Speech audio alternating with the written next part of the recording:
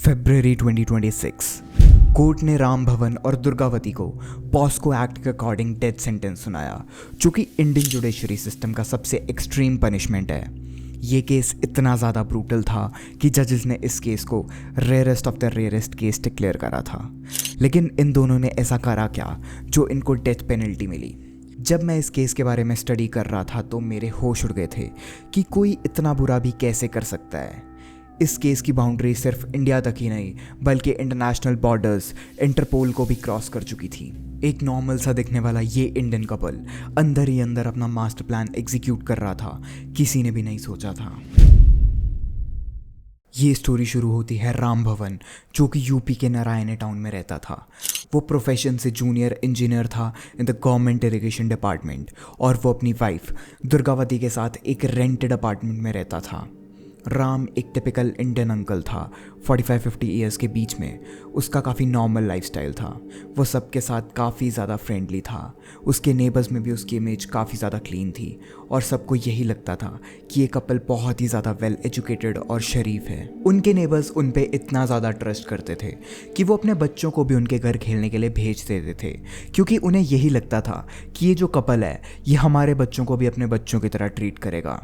जितने भी बच्चे उनके घर पे आते थे वो मोस्टली माइनर लड़के थे, जिनकी एज 3 से 15 साल के बीच थी। राम एक गवर्नमेंट एम्प्लॉय था, लेकिन वो मोस्टली घर पे ही रहता था और लैपटॉप पे काम करता रहता था। और हर बार उनके घर में छोटे बच्चों का आना जाना लगा रहता था, जो चीज़ उनके नेबर को काफ़ी ज़्यादा वियर्ड लगती थी। लेकिन उनकी क्लीन इमेज की वजह से उन पे किसी ने शक नहीं किया। लेकिन किसी को भी नहीं पता था कि आगे चल के उस घर में कुछ ऐसा होने वाला है जो कि इतना बड़ा इंटरनेशनल इशू बनेगा, जिसकी वजह से उनको डेथ पेनल्टी मिलेगी। राम गवर्नमेंट क्वार्टर्स को छोड़कर एक रेंटेड अपार्टमेंट में रहता था, और उसका ट्रांसफ़र मोस्टली बंदा डिस्ट्रिक्ट से चित्रकूट के बीच में ही रहता था, जिसकी वजह से उसने उस एरिया में काफ़ी लोगों से काफ़ी अच्छे रिलेशंस बना लिए थे।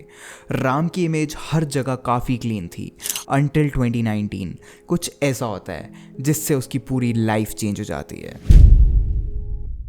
यूपी से 7,000 किलोमीटर दूर बेल्जियम में एक वीडियो वायरल होती है, जिसमें एक मिडिल एज आदमी दिखाई देता है जो अपने लैपटॉप का कैमरा ठीक कर रहा होता है। उसके पीछे बेड पे एक छोटा लड़का बैठा होता है, और जैसे जैसे वीडियो आगे बढ़ती है वो और ज़्यादा डार्क होते चले जाती है।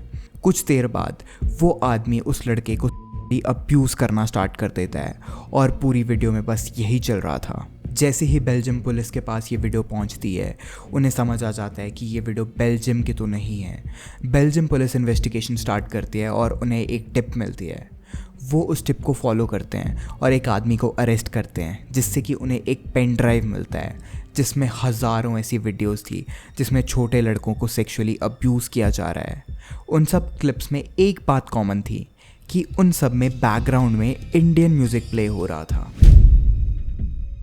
बेल्जियम पुलिस ये सारी क्लिप्स इंटरपोल को शेयर करती है, और इंटरपोल इन सब क्लिप्स को सीबीआई को हैंड ओवर कर देती है। सीबीआई को 3 फ़ोन नंबर्स मिलते हैं जिससे कि ये सारी क्लिप सर्कुलेट हो रही थी। सीबीआई के ऊपर इंटरपोल का भी काफ़ी प्रेशर था, इसलिए वो लोग इस नंबर को ट्रेस करते हैं, तो वो नंबर यूपी के एक प्राइवेट रेजिडेंस से लिंक थे। मतलब ये सारी वीडियोस उस एड्रेस पे रिकॉर्ड हो रही थी और वहीं से सर्कुलेट करी जा रही थी। इसलिए सीबीआई प्लान करती है कि वो उस रेजिडेंस पे रेड करेगी। नेक्स्ट डे सीबीआई उस अपार्टमेंट में जाती है और दरवाजे को नॉक करती है। वो अपार्टमेंट था राम और दुर्गावती का। पुलिस थोड़ी देर के लिए कंफ्यूज हो जाती है कि शायद वो गलत एड्रेस पे हैं, क्योंकि पुलिस को उनका घर, उनकी ड्रेसिंग स्टाइल देखकर लग ही नहीं रहा था कि ये कपल कुछ ऐसा कर सकता है। उनको डार्क वेब, क्रिप्टो करेंसी, इन सब की नॉलेज कैसे हो सकती है। लेकिन पुलिस ने जब उनके घर की चेकिंग करी तो वो एकदम शॉक हो गई, क्योंकि जो जो चीज़ें उन्हें चेकिंग के टाइम मिली उसने इस केस का पूरा एंगल ही चेंज कर दिया। सीबीआई ने उनके अपार्टमेंट की चेकिंग करी और उन्हें वहाँ पर multiple phones, laptops, hard drives और कैमरा मिले, जिसमें लाखों के हिसाब से चाइल्ड अब्यूज़ की वीडियोस थी। उनके घर में 8 लाख कैश और काफ़ी सारी गोल्ड की ज्वेलरीज भी मिली, जिससे कि केस और ज़्यादा स्ट्रॉन्ग हो गया। सीबीआई को एक बॉक्स भी मिला जिस पे मल्टीपल सेक्स टॉयज़ थे, जो कि छोटे लड़कों को अब्यूज़ करने के लिए यूज़ किए जाते थे। सीबीआई को एक लैपटॉप से राम के क्रिप्टो अकाउंट भी मिला, जिसमें वो इन सारी वीडियोज़ की पेमेंट लेता था। इतने प्रूफ काफ़ी थे ये कहने के लिए कि राम और दुर्गावती ही थे जो इस रैकेट को लीड कर रहे थे। 17 नवंबर 2020 को राम और दुर्गावती को अरेस्ट कर लिया जाता है, लेकिन मेन क्वेश्चन अभी भी यही था कि ये लोग ये सब कैसे और क्यों कर रहे थे। अब राम की ट्रांसफर मोस्टली 2 एरियाज़ में ही होती थी और वो वहाँ पर सभी को काफ़ी अच्छे से जानता था। उसने 10 साल के अंदर अंदर पूरे एरियाज़ को स्टडी कर लिया था और वो जानता था किसको अपना विक्टिम बनाना है। वो मोस्टली फाइनेंशियली वीक और लो एजुकेशन वाले बच्चों को ही अपना टारगेट बनाता था, जिससे कि वो अगर कभी बाहर बताए भी तो उनकी बात को कोई ना माने। उनके विक्टिम की एज मोस्टली 5 से 15 ईयर्स के बीच होती थी। राम और दुर्गावती बच्चों को बहला फुसलाकर चॉकलेट्स, गिफ्ट्स, फ़ोन और खाने का लालच देकर अपने घर लेके आते थे। जैसे ही वो घर के अंदर जाते थे, राम दरवाज़ा लॉक कर देता था और वो बच्चों को करता था। उसके बाद वो दोनों उन बच्चों को डराते थे कि अगर उन्होंने किसी को भी कुछ बताया तो वो उन्हें जान से मार देंगे या फिर वो खुद ही उनके मम्मी पापा को बता देंगे, जिससे कि कोई भी बच्चा कुछ बोल ही नहीं पाता था, क्योंकि उन्हें कुछ समझ ही नहीं आता था कि उनके साथ एक्चुअली में हुआ क्या है। और अगर कोई बच्चा हिम्मत करके बताने का ट्राई भी करता था तो उसकी बात को कोई भी नहीं मानता था, क्योंकि वो मोस्टली मेल विक्टिम्स थे और राम की इमेज सोसाइटी में काफी ज्यादा क्लीन थी। राम सब रिकॉर्ड करता था जो भी वो उन बच्चों के साथ किया करता था और फिर उनको वो डार्क वेब पे सेल कर देता था। डार्क वेब पे सभी ट्रांजैक्शंस इनक्रिप्टेड होती हैं और अनट्रेसेबल होती है, इसलिए वो पेमेंट बिटकॉइन में लेता था। इसी वजह से राम और दुर्गावती का ये रैकेट पूरे 10 साल तक चला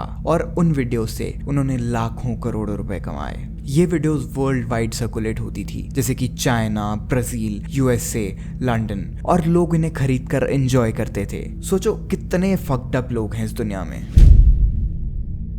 सीबीआई को पूरी इन्वेस्टिगेशन पे ये पता चला कि राम के पास टोटल 12 नंबर्स थे जिनसे भी कि वो ये सब ट्रांजैक्शन देखता था, और इंटरपोल भी सिर्फ 3 नंबर ही ट्रेस कर पाई थी। एक हार्ड डिस्क जिसमें टोटल 34 वीडियोस थी और इन वीडियोस को छोटे छोटे पार्ट्स में सेल किया जाता था। उन वीडियोस के साथ थी 679 pictures of all those victims. जब सीबीआई ने इन दोनों को अरेस्ट करा तो दुर्गावती ने सब डिनाई कर दिया और राम ने भी उसको बचाने के लिए यही कहा कि वो ये रैकेट अकेले ही चलाता था। लेकिन तब कुछ विक्टिम सामने आए और उन्होंने पुलिस को स्टेटमेंट दी कि दुर्गावती भी हर टाइम वहां पे होती थी और वही सब कुछ रिकॉर्ड करती थी। कुछ विक्टिम्स ने तो ये भी बताया कि दुर्गावती ने ही उन्हें अब्यूज करा है। उन बच्चों की क्या गलती थी कि उन्होंने राम और दुर्गावती पे ट्रस्ट करा। पॉस्को कोर्ट में ये ट्रायल स्टार्ट हुआ और सीबीआई ने सभी एविडेंस के साथ एक 700 पेज की चार्जशीट फाइल करी। कुछ विक्टिम्स ने कोर्ट में आके सामने स्टेटमेंट भी दी कि कैसे राम और दुर्गावती ने उनको अब्यूज करा है। पूरे 6 साल ट्रायल चलने के बाद 20 फरवरी 2026 को राम और दुर्गावती को डेथ सेंटेंस दिया गया। कोर्ट ने हर एक विक्टिम को 10 लाख की एड प्रोवाइड करी। उन दोनों के लास्ट के टाइम तक राम और उसके लॉयर ने कोर्ट में ये अपील करी कि उनके साथ गलत हुआ है और इस चीज की डेथ पेनल्टी एक बहुत ही ज्यादा हार्श स्टेटमेंट है। डार्क वेब एक ऐसी जगह है जिसका कॉन्सेप्ट इंडिया में इतना पॉपुलर नहीं है, और सोचो किसने सोचा होगा कि एक 50-60 साल का कपल इतनी घटिया चीजें कर सकता है। और ये भी एक केस था जो बाहर आ गया। सोचो इंडिया में, पूरी दुनिया में ऐसे कितने लोग होंगे जो ऐसी चीजें कर रहे होंगे। ऐसे कितने केसेस होंगे जो आज दिन तक कभी बाहर ही नहीं आए। दुनिया में ऐसे कितने लोग हैं जो तुम्हारे साथ अच्छा बिहेव करते होंगे, जो कि तुम्हारे साथ बहुत फ्रेंडली हैं, लेकिन असली में उनकी सच्चाई क्या है वो एक बहुत बड़ा सीक्रेट है। तो आज की वीडियो में बस इतना ही। अगर तुम्हें वीडियो अच्छी लगी हो तो वीडियो को जाके लाइक करो, शेयर करो, ताकि ऐसे और भी केसेस बाहर आएँ, और सब्सक्राइब करो अगर तुम्हें ऐसी ही क्राइम स्टोरीज सुनना पसंद है। तो यार मिलते हैं अगली वीडियो में, तब तक के लिए stay safe and good bye.